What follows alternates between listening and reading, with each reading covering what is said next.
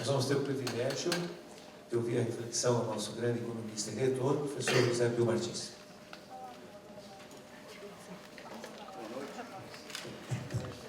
Boa noite. Muito obrigado aos colegas. Eu vou fazer uma coisa bem informal e vou falar daqui mesmo, já que é um bate-papo, talk show, como eles gostam de dizer.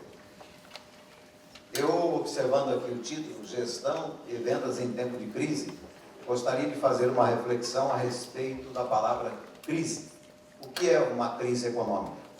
A principal marca de uma crise econômica é quando a produção geral do país entra em estagnação ou até se reduz.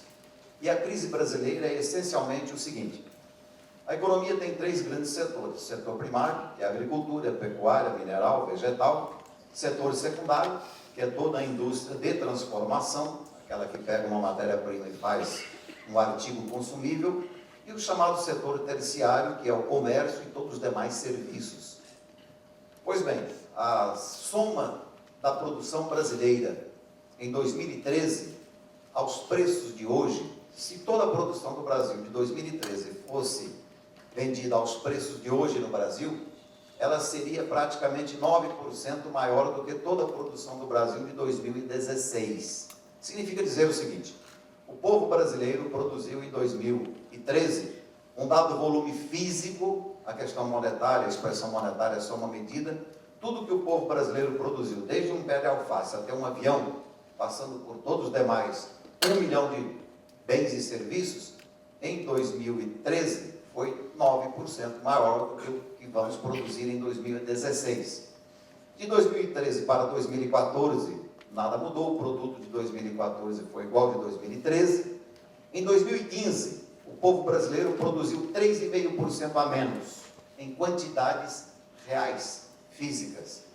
Em 2016, vamos repetir mais ou menos essa queda de 3,5% em relação a 2015, que já houvera caído 3,5%. Olhem o Brasil partindo da seguinte premissa: toda a produção brasileira de 2016, medida pelo IBGE, pelos preços atuais, deve dar, arredondando a conta, em 6 trilhões de reais. Se o Brasil fosse uma única empresa e produzisse tudo que o país produziu, ela teria vendido 6 trilhões de reais.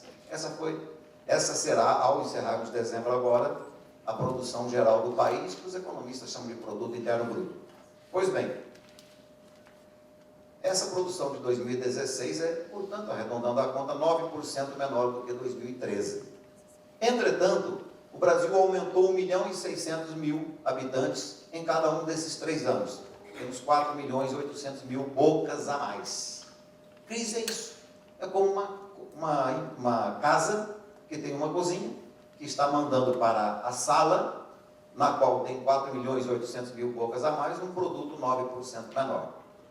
Qualquer que seja a estratégia de venda de todos os segmentos isoladamente, o fato é que o sistema econômico brasileiro, em 2016, venderá 600 bilhões de reais a menos, porque toda a produção brasileira será de 6 trilhões de reais, não estou falando em dólar, neste ano 2016. Crise é isso. Um segundo aspecto a colocar, se eu vou conectar com a questão da educação, é: por que é que o Brasil tem uma produção que cai dessa forma? Há várias explicações, mas há uma outra questão que é muito interessante, que é a seguinte: a revista The Economist, em abril de 2014, publicou uma reportagem e tinha uma frase assim: os brasileiros são gloriosamente improdutivos. Muita gente ficou brava, gritou, xingou, mas o que a revista queria dizer era mais ou menos o seguinte: se pegarmos os Estados Unidos, tudo que aquele povo produz durante um ano, dividimos por hora de trabalho de toda a sociedade, tem um cálculo complexo, eu não vou falar porque os 10 minutos não permitem, a produção por hora de trabalho nos Estados Unidos dá 52 dólares. É o que os economistas chamam de produtividade. É o produto por hora de trabalho de um povo. No Brasil, o produto por hora de trabalho é de 11 dólares. 1/5. E essa era a causa da reportagem da revista The Economist. E a pergunta é: quais os fatores entram na produtividade e hora do trabalho de um povo? Primeiro, o chamado capital físico que o povo dispõe. a infraestrutura física, estradas, portos, aeroportos, a infraestrutura empresarial, máquinas, equipamentos, fazendas agrícolas, tratores, e a infraestrutura social, escolas, hospitais, creches, prisões. A soma do capital físico no Brasil é muito pequena em relação ao tamanho da população e é envelhecida. Você falava sobre o comércio exterior, os portos brasileiros são poucos, insuficientes e velhos tecnologicamente. Um segundo fator é o chamado capital humano, que é o Brasil tem 206 milhões e 200 mil habitantes. Desses, 102 milhões compõem a população em condições de trabalhar. Desses, temos 11 milhões e 800 mil desempregados. Pois bem, esse chamado capital humano são 102 milhões e 600 mil brasileiros com o grau de escolaridade e a qualificação profissional. Quando nós olhamos o capital humano no Brasil, a escolaridade média é menor do que a dos Estados Unidos, por exemplo, e o grau de profissionalização, qualificação profissional é menor. O terceiro fator são os recursos da natureza, e nesse quesito o Brasil vai bem. E o quarto fator, que não dá para medir fisicamente, é o chamado conhecimento tecnológico. Se olharmos o povo norte-americano, olharmos o povo brasileiro, o volume de tecnologia moderna, eficiente, à disposição daquela nação, é muito maior do que o volume de tecnologia moderna, eficiente, à disposição do povo brasileiro. O fato objetivo e concreto é que, para aumentar o produto hora do trabalho e para recuperar essa crise, o Brasil precisa aumentar o capital físico, tem que aumentar o investimento em infraestrutura física, infraestrutura empresarial e infraestrutura social, mas tem que, sobretudo, melhorar o seu capital humano, melhorar o número de anos de escola médio de sua população, melhorar o grau de qualificação, retreinamento e atualização profissional dos trabalhadores, e melhorar o conhecimento tecnológico.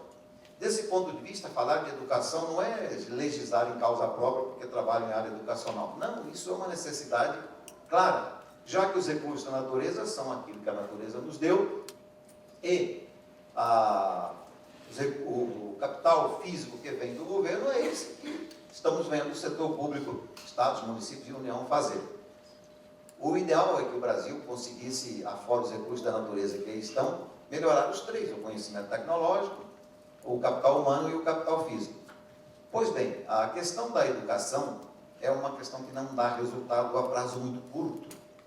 Ela precisa ser desenvolvida, a escolaridade média demora para ser ampliada, e o grau de qualificação, treinamento, atualização, todo o conjunto das pessoas que conseguem trabalhar, também é algo relativamente lento, só que é preciso começar. E eu gostaria de encerrar esse comentário para dizer o seguinte: no fundo o Brasil está assim, todos os setores, todos os segmentos estão disputando um produto, e o produto e a renda são dois conceitos absolutamente iguais, estão disputando um mercado que é hoje 600 bilhões de reais, menor do que 2013. E esse é o grande problema. Então, se alguém ganhar no mercado, hoje alguém terá que perder, porque o produto não está nem estagnado, está caindo. No ano que vem, 2017, o Banco Central fez a revisão semana passada e disse que esse produto vai crescer 1,6%. Ou seja, tudo que o Brasil produziu em 2017 será 1,6% maior do que o que produziu em 2016, mas o fato é que fim de 2016 é 9% menor do que 2013.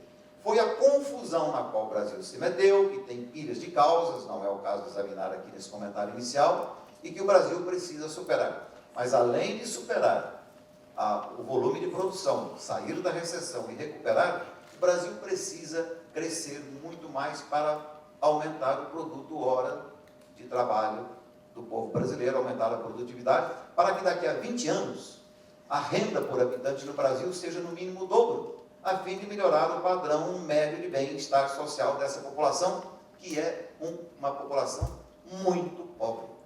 A renda por habitante no Brasil, e aqui eu vou encerrar, é 1/5 da renda por habitante nos Estados Unidos, e qualquer que seja o milagreiro que vá para a presidência da República, para as prefeituras e para os governos estaduais, o padrão médio de vida do povo brasileiro será inexoravelmente 1/5 do padrão médio de vida do povo brasileiro, medido pela questão material. Não estou discutindo aqui questão psicológica, religiosa, felicidade na pobreza, na riqueza, eu estou me referindo ao padrão de bem-estar social do ponto de vista material.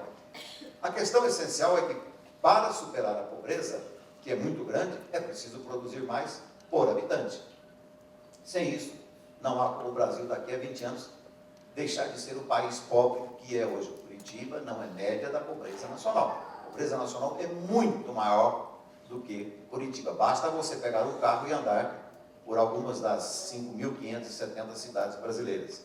Dito isso, vai ter uma fase aqui de perguntas e respostas, né? Eu encerro por aqui e vamos a ela. Muito obrigado.